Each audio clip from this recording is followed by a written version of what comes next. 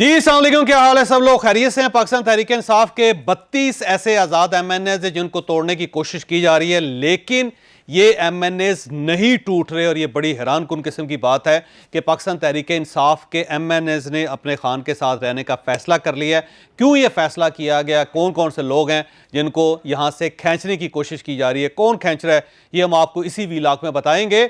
और पाकिस्तान तहरीक इंसाफ ने कल एहतजाज की कॉल दी थी, लेकिन ये कॉल वापस ले ली गई, क्यों ली गई ये भी हम आपको इसी वीलॉग में बताएंगे। और राना सनाउल्लाह साहब और महर बुखारी साहिबा के दरमियान एक खौफनाक किस्म की जंग चल रही है सोशल मीडिया पे, इंतहाई अफसोसनाक जंग चल रही है। इस जंग को रोका कैसे जा सकता है और मरियम नवाज साहिबा को इस सारे मामले को कैसे टेकअप करना चाहिए, ये हम आपको इसी वीलॉग में बताएंगे।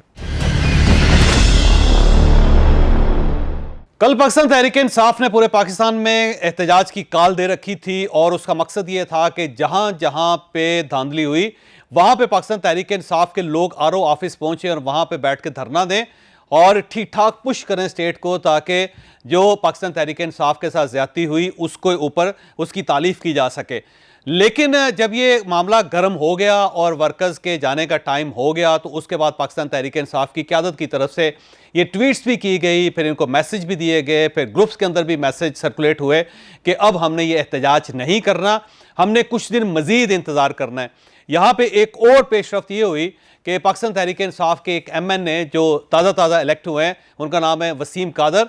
और ये लाहौर के जनरल सेक्रेटरी भी हैं पार्टी के, और इन्होंने रोहेल असगर साहब के खिलाफ इलेक्शन लड़ा था और बड़े मार्जिन से ये रोहेल असगर साहब को हरा के जीते। और अचानक फिर उनके बारे में ये इतला मिली कि उनकी मरियम नवाज साहिबा से मुलाकात हुई, बल्कि फिर एक वीडियो भी रिलीज़ की पाकिस्तान मुस्लिम लीग नून ने,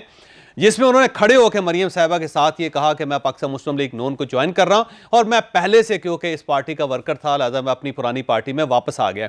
उसके बाद फिर सोशल मीडिया के ऊपर पाकिस्तान तहरीक इंसाफ के कुछ लोगों ने ट्रोल करना शुरू किया इन्हें, और साथ ही दूसरे वर्कर से कहा कि आप वसीम कादर के घर जाएं और उसके सामने बैठ के धरना दें और वही काम करें जो इससे पहले ऐसे लोगों के साथ किया जाता था, यानी इन्हें लोटा लोटा कह के उनको एम्बेरस किया जाए।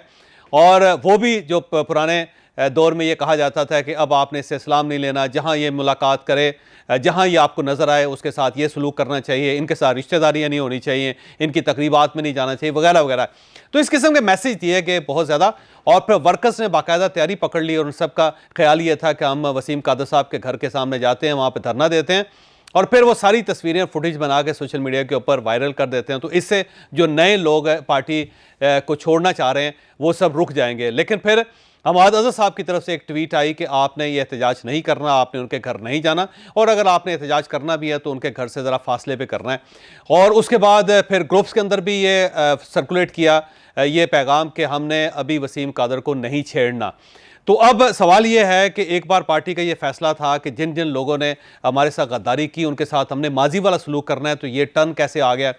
फिर एहतजाज की जो कॉल दी गई उसे वापस क्यों लिया गया? तो उसकी बुनियादी वजह जो है वो बड़ी दिलचस्प है। वो वजह यह है कि कुछ लोगों का ख्याल है पार्टी के अंदर कि अगर हमने ये एहतजाज किया या एहतजाज की कॉल दी तो कहीं ऐसा ना हो कि कोई ऐसे एलिमेंट हमारे अंदर दाखिल हो जाएं जो 9 मई और 10 मई के वाक़यात को रिपीट कर दें, वो उठ के जो सरकारी दफातर हैं उनके ऊपर हमला कर दें या वसीम कादर की फैमिली को नुकसान पहुंचा दें या उनके ऊपर हमलावर हो जाए। तो फिर ये ऐसा ना हो कि 9 मई दोबारा रिपीट हो जाए और फिर उसके बाद हम पे पाबंदी लग जाए और हमारे लोगों की गिरफ्तारियां शुरू हो जाएं। तो पार्टी को थोड़ा सा अंदाज़ा हुआ कि हम उस साइड पे जा रहे हैं और कोई ना कोई एलिमेंट हमारे सफ़ों के अंदर शामिल हो के हमें उस तरफ ले जा सकता है, तो इसका हमें नुकसान होगा। तो फिर एक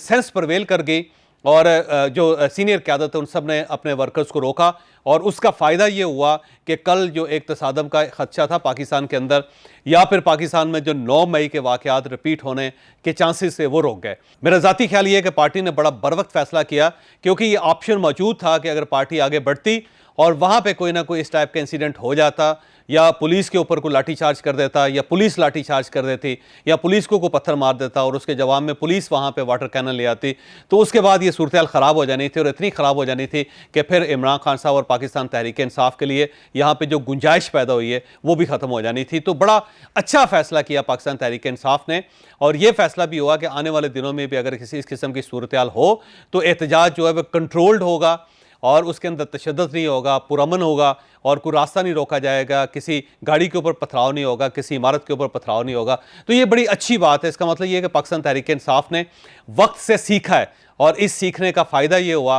कि पार्टी कल एक बड़े डिज़ास्टर से बच गई है और आने वाले दिनों में भी अगर यही स्पिरिट जारी रहती है तो मेरा ख्याल है पार्टी को फ़ायदा भी होगा और फिर दोबारा वो सिस्टम में आ सकेगी। अब अगला एक सवाल ये है कि वसीम कादर साहब ने पार्टी छोड़ दी है, तो क्या पाकिस्तान तहरीक इंसाफ के अंदर और भी ऐसे लोग हैं जो अपनी लॉयल्टी चेंज कर सकते हैं? तो इसमें दो फिगर्स आ रही हैं। एक फिगर 32 की है कि 32 लोग हैं जिनके ऊपर बाकायदा काम हुआ है और वो पाकिस्तान मुस्लिम लीग नून के साथ भी राब्ते में है, पाकिस्तान पीपल्स पार्टी के साथ भी राब्ते में है और वो किसी वक्त भी पार्टी का साथ छोड़ सकते हैं। वो सरदस्त दरमियान में खड़े हैं, वो ये देख रहे हैं कि क्या पलड़ा पाकिस्तान मुस्लिम लीग नून का भारी होता है या Pakistan Peoples Party better bargaining की पोजीशन में जाती है, तो वो फिर अपनी पार्टी का या अपनी लॉयल्टी का फैसला करेंगे।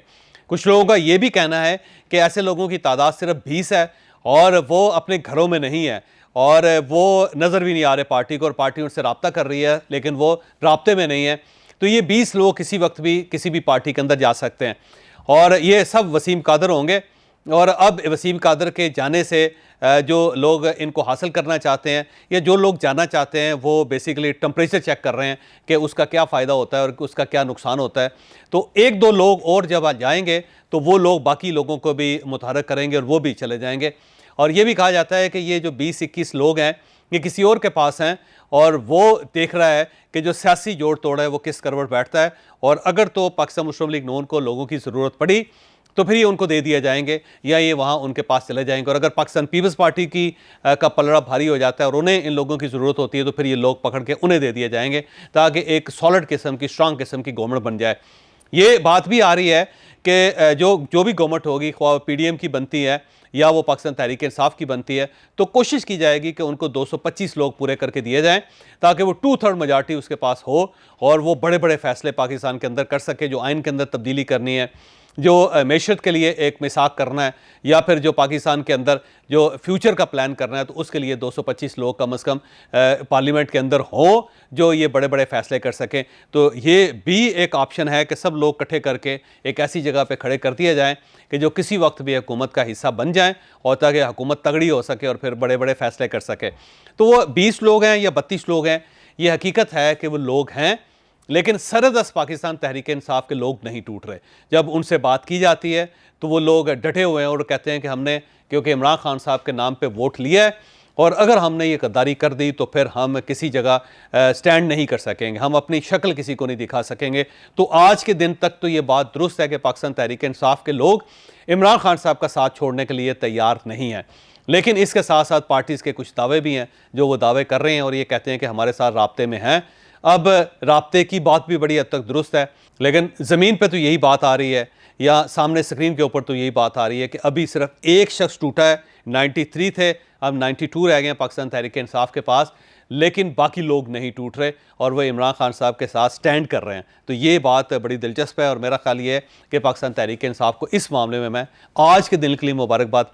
देता हूँ और आज के दिन के लिए पाकिस्तान तहरीक इंसाफ को मुबारकबाद कबूल कर लेनी चाहिए। कल क्या होगा इसके बारे में कुछ नहीं कहा जा सकता क्योंकि पार्टी के अपने लोगों का ये भी कहना है कि आसिफ अली जरदारी साहब नाकाम हो चुके हैं, क्योंकि आसिफ अली जरदारी साहब ने खुले दिल के साथ ऐलान किया था कि आ जाएं, जो चाहिए मिल जाएगा, वजारत चाहिए वजारत मिल जाएगी और अगर इसके अलावा कुछ चाहिए तो वो भी मिल जाएगा। लेकिन हमारी पार्टी के लोग नहीं टूट रहे। लेकिन यहाँ पे एक और बात भी है कि ये बात दुरुस्त है कि पार्टी की जो कोर कमेटी थी उसका जो इजलास हुआ था उसमें ये फैसला किया गया था कि वो 20 लोग जो अभी तक पार्टी के रेडियस में नहीं आ रहे उन लोगों से इस्तीफ़े भी मांगे जाएं और उन्हें कहा जाए कि आप अपने इस्तीफ़े जमा करवा दें ताकि बवक्त ज़रूरत हम कौमी असम्बली में उसे जमा करवा सकें और उनसे हल्फ भी लिया जाए कि आप पार्टी की क़यादत जो है उसके साथ बेवफाई नहीं करेंगे। लेकिन जब उनसे रब्ता करने की कोशिश की गई 20 लोगों की तो उन्होंने हल्फ देने से भी इनकार कर दिया और साथ साथ उन्होंने इस्तीफ़े देने से भी इनकार कर दिया और अब वो लोग पार्टी के राब्ते में नहीं हैं। अब हम आते हैं एक और इशू की तरफ। महर बुखारी साहिबा पाकिस्तान की नामवर एंकर पर्सन है, मैं दिल से उनका बड़ा एहतराम करता हूँ। पाकिस्तान में बहुत कम ख़वातीन ऐसी हैं कि जो टेलीविज़न के ऊपर जिन्होंने इतनी कामयाबी हासिल की, क्योंकि पाकिस्तान के जो टॉक शोज़ हैं, पॉलिटिकल टॉक शोज़ हैं, उनके बारे में ये परसेप्शन था कि यहाँ पे ख़वातीन कामयाब नहीं हो सकती। बहुत ख़वातीन इस फील्ड में आई लेकिन महर बुखारी उन चंद ख़वातीन में शामिल होती हैं, उनमें शुमार होती हैं जिन्होंने वाकई अपना मुकाम बनाया और अपनी इज्जत भी बरकरार रखी और उनका शो बहुत देखा जाता है। और जो उनके अंदर एनर्जी और फ्लो है, मेरा नहीं ख्याल कि अल्लाह ताला ने किसी और एंकर को ये अनायत की है, तो ये उनका कमाल है। स्क्रीन को ग्रैब करती हैं और बड़ी क्लियर हेडेड हैं। तो उनकी एक ट्वीट की बुनियाद पर राना सनाउल्लाह साहब की जो सोशल मीडिया की टीम है उससे जवाब देने शुरू किए और उन्होंने उनके माजी के बेशुमार चैप्टर खोल लिए, कुछ उनकी पुरानी तस्वीरें थी वो खोल ली। तो एक गंद सा इस वक्त सोशल मीडिया पर नज़र आ रहा है, जिसे देख के यकीन करें दिल दुखता है, क्योंकि पाकिस्तान मुस्लिम लीग नून के जो अपने कायद हैं मियां नवाज शरीफ साहब, वो ख़वातीन का बहुत ज़्यादा एहतराम करते हैं, बल्कि वो मर्दों का सबका एहतराम करते हैं और कभी मैंने उनके मुंह से किसी के लिए बुरे लफ्ज़ नहीं सुने। तो ये उनका कमाल है। और उसके बाद मरियम नवाज साहबा हैं जो इस वक्त पार्टी को अमलन चला रही हैं और ख़ुद वो खातून हैं और उनको पता है कि ख़वातीन के ऊपर जब उंगली उठाई जाए या उनके बारे में इस किस्म की बात की जाए तो कितना बुरा इम्पैक्ट होता है सोसाइटी पे। तो मेरा नवाज शरीफ साहब से भी रिक्वेस्ट है मेरी, और मेरी मरियम साहबा से भी रिक्वेस्ट है कि कम से कम ये गंद पाकिस्तान के अंदर नहीं होना चाहिए। एक डिफरेंस ऑफ ओपिनियन होना चाहिए, लेकिन उसका हरगिज़ मतलब नहीं है कि किसी खातून को इस तरह टारगेट करके उसकी बेइज्जती की जाए सोशल मीडिया पे। तो मैं दुखी दिल के साथ प्रोटेस्ट भी कर रहा हूँ और मैं अपनी जो एंकर जो मेरी बहन है मैं उसके साथ भी खड़ा हूँ कि ये उसके साथ ज़्यादती है। अगर उन्होंने कोई कमेंट किया था तो आप उसका जवाब डिसेंट तरीके से दे सकते थे। ये इनडिसेंट जंग जो है इसका अल्टीमेटली किसी को फ़ायदा नहीं होगा। तो मरियम साहिबा को फौरी तौर पे आगे बढ़ के इस कैंपेन को रोकना होगा और इसके सामने बंद बांधना होगा। इसमें मैं पाकिस्तान पीपल्स पार्टी को दाद देता हूँ कि पाकिस्तान पीपल्स पार्टी वो वाहिद सियासी जमात है जिसने कभी ख़वातीन को टारगेट नहीं किया। और अगर उनका कोई रुकन, अगर उनका कोई MNA या सेनेटर ख़वातीन के बारे में कोई बुरी बात कर भी दे तो पार्टी ठीक ठाक स्टैंड लेती है उस पर। तो मेरा ख्याल है मरियम नवाज साहिबा को और राना सनाउल्लाह साहब को दोनों को आगे बढ़ के महर बुखारी साहिबा से माज़रत करनी चाहिए और इस ट्रेंड को रोकना चाहिए, क्योंकि अगर ये गंद आगे बढ़ता रहा तो फिर ये पाकिस्तान को मज़ीद पैल्यूटेड कर देगा, सोसाइटी फिर ये लिवेबल नहीं रहेगी।